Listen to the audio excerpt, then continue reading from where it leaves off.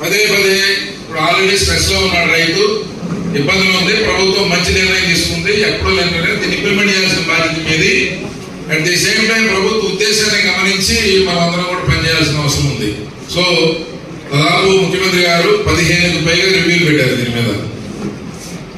అందుకని మన తీసుకునే నిర్ణయాల వలన 10 మందికి మేలు జరిగే కార్యక్రమం ఇది. మీరు చేసే జనరల్ గా చాలా పనుల్లో మనం ప్రతి పని రిజల్ట్ ఇవ్వకపోవచ్చు, కానీ దీంట్లో 100% రిజల్ట్ ఇస్తుంది.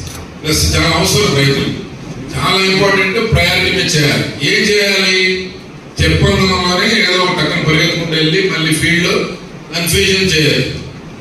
ఇప్పుడు ఇందాక మేడం గారు ఏం చెప్పారు, సీఎం యాప్ లో రిజిస్ట్రేషన్స్ 13 అని చెప్పారు.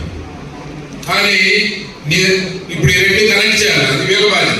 ఇప్పుడు మన ప్రోగ్రామ్ ఉద్దేశం ఏంటంటే ఈ కోఆర్డినేషన్ బిల్డప్ చేయకపోతే వీళ్ళు మళ్ళా ఓన్లీ ఈ క్రాప్ డేటా తీసుకొని వెళ్ళి అక్కడ ఏదో కొంత